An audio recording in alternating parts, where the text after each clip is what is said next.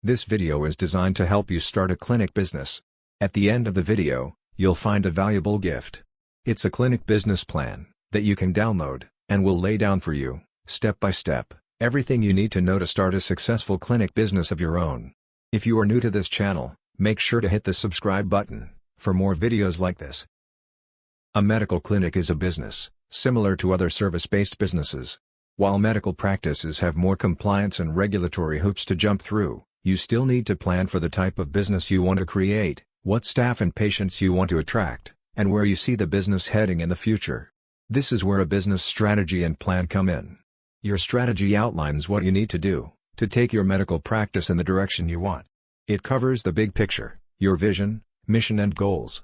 What to include in your business plan. Clear, measurable goals, with deadlines. Key performance indicators, for measuring success in your practice. Budget and costings, include costs like staff salaries, equipment hire or purchase, premises rental, branding, signage, and marketing, website, clinic fit-out, and furniture. Policies and procedures, detailing roles and responsibilities, and exactly how tasks are to be done. This gives consistency to the running of your medical clinic. Marketing plan and budget. Your policies and procedures are an important part of your business plan, and an essential guidebook for its ongoing daily operations. So, it's important to document them in an efficient way. It's a good idea at this planning stage to seek professional legal and financial advice for issues you're not sure about, so your business plan and costing set you up for success. Financing. Obtaining the proper financing is crucial to starting your clinic. Unfortunately, many doctors have extensive debt as a result of medical school, which makes this process a little harder. Many financial institutions have a medical division, which works to provide loans to healthcare professionals. They understand the challenges facing doctors and can help you get funding. You'll need to submit your business plan along with a loan request. It's important you're conservative with your expenses in your business plan, especially with regard to your medical equipment.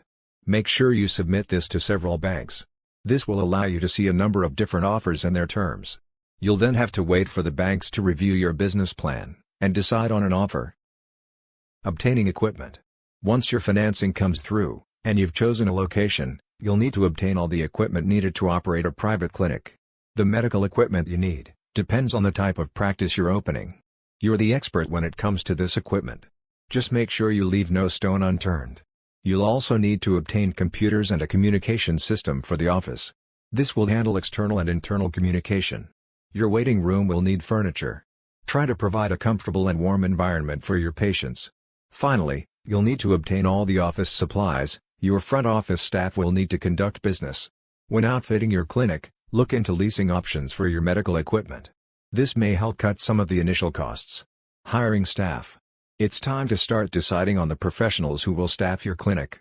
You'll need to start this process early so everyone is ready to go when your doors open. During the hiring process, be clear about when you plan on opening. This is another area that depends on your particular practice. However, it's likely you'll need certified nurses and a front office team. Write out detailed job descriptions and post ads online. You'll also need to nail down the types of benefits you're going to offer each position. It's very important you choose staff members who understand your values and are on board with the overall goal of your clinic. In addition, great communication skills and a pleasant disposition is very important in the medical industry.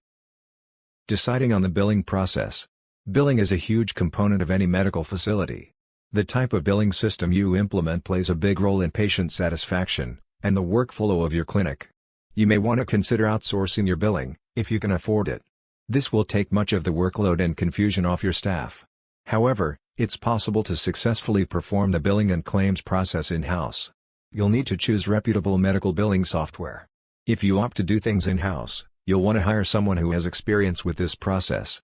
They can then help other front office staff members get acquainted with it. If you have relationships with doctors who run a private practice, ask them how they handle their billing services. You'll likely get some good advice for starting out. Market your practice. When you're closing in on an opening date, you'll need to start marketing your clinic. An online presence is necessary, so consider investing in a professionally designed website. Make sure it's mobile-friendly so people can locate you on smartphones and tablets. You may also want to initiate a direct mail campaign for potential patients in the area. This will make them aware of your presence, and inform them of the services you provide. You'll also want to claim your Google My Business listing, and advertise in any online medical directories in your area. The next part of the video is not specific to a clinic business. Nevertheless, this knowledge is essential for success in the clinic business, as well as in any other business. Ignore it at your own peril. Operating a successful clinic business will depend on the following 4 conventions. 1. A practical plan, with a solid foundation. 2.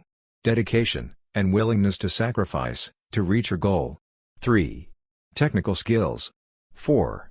Basic knowledge of management, finance, record keeping and market analysis. As a new owner, you will need to master these skills and techniques if your business is to be successful. Finding a niche. Small businesses range in size from a manufacturer, with many employees, and millions of dollars in equipment, to the lone window washer, with a bucket and a sponge. Obviously, the knowledge and skills, required for these 2 extremes, are far apart, but for success they have one thing in common. Each has found a business niche, and is filling it. The most critical problems you will face, in your early planning, will be to find your niche, and determine the feasibility of your idea. Get into the right business at the right time, is very good advice, but following that advice may be difficult. Many entrepreneurs plunge into a business venture, so blinded by the dream, that they fail to thoroughly evaluate its potential. Is your business idea feasible? Before you invest time, effort, and money, the following exercise will help you separate sound ideas from those bearing a high potential for failure. Identify and briefly describe the business you plan to start. Identify the product or service you plan to sell. Answering yes to any of the following 3 questions means you are on the right track. A negative answer to all of them means the road ahead could be rough. 1. Does your product or service satisfy an unfilled need? 2. Will your product or service serve an existing market in which demand exceeds supply? 3. Will your product or service be competitive based on its quality, selection, price, or location? Market analysis. For a small business to be successful, the owner must know the market. To learn the market, you must analyze it, a process that takes time and effort. You don't have to be a trained statistician to analyze the marketplace, nor does the analysis have to be costly. Analyzing the market is a way to gather facts about potential customers, and to determine the demand for your product or service. The more information you gather, the greater your chances of capturing a segment of the market. Know the market before investing your time and money in any business venture. The following questions will help you collect the information necessary to analyze your market, and determine if your product or service will sell. This brief exercise will give you a good idea of the kind of market planning you need to do. An answer of no to any of the questions indicates a weakness in your plan, so do your research until you can answer each question with a yes. 1. Do you know who your customers will be? 2. Do you understand their needs and desires? 3. Do you know where they live? 4. Will you be offering the kind of products or services that they will buy? 5. Will your prices be competitive in quality and value? 6. Will your promotional program be effective? 7. Do you understand how your business compares with your competitors? 8. Will your business be conveniently located for the people you plan to serve? 9. Will there be adequate parking facilities for the people you plan to serve? Planning your startup. The following questions are grouped according to function. They are designed to help you prepare for opening day. Merchandise. Have you decided what items you will sell or produce, or what services you will provide? Have you made a merchandise plan, based upon estimated sales, to determine the amount of inventory you will need to control purchases? Have you found reliable suppliers, who will assist you in the startup? Have you compared the prices, quality, and credit terms of suppliers? Business records. Are you prepared to maintain complete records of sales, income and expenses, accounts payable, and receivables? Have you determined how to handle payroll records, tax reports, and payments? Do you know what financial reports should be prepared, and how to prepare them? Finances. A large number of small businesses fail each year. There are a number of reasons for these failures, but one of the main reasons is insufficient funds. Too many entrepreneurs try to start and operate a business without sufficient capital, money. To avoid this dilemma, you can review your situation by analyzing the following 3 questions. 1. How much money do you have? 2.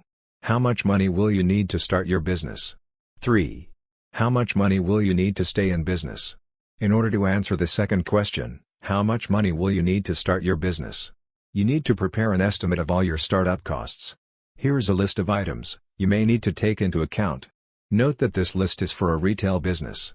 Items will vary for service, construction, manufacturing or online firms. Decorating and remodeling, fixtures and equipment, installing fixtures and equipment, services and supplies, beginning inventory cost, legal, professional fees, licenses and permits, telephone utility deposits, insurance, signs, advertising for opening, unanticipated expenses. Now, the answer to the third question, how much money will you need to stay in business? Must be divided into two parts, immediate costs, and future costs. From the moment the door to your new business opens, a certain amount of income may come in. However, this income should not be projected in your operating expenses. You will need enough money available to cover costs for at least the first 3 months of operation. The following list will help you project your operating expenses on a monthly basis. Typical expenses for 1 month may include your living costs, employee wages, rent, advertising, supplies, utilities, insurance, taxes, maintenance, delivery, transportation, miscellaneous. Now sum up the total estimated monthly expenses and multiply it by 3. This is the amount of cash you will need to cover operating expenses for 3 months. Deposit this amount in a savings account before opening your business. Use it only for those purposes listed in the above list, because this money will ensure that you will be able to continue in business during the crucial early stages. By adding the total startup costs to the total expenses for 3 months, you can learn what the estimated costs will be to start and operate your business for 3 months. By subtracting the totals of the lists from the cash available, you can determine the amount of additional financing you may need, if any. Now you will need to estimate your operating expenses for the first year after startup. The first step in determining your annual expenses is to estimate your sales volume, month by month. Next, determine the cost of sales.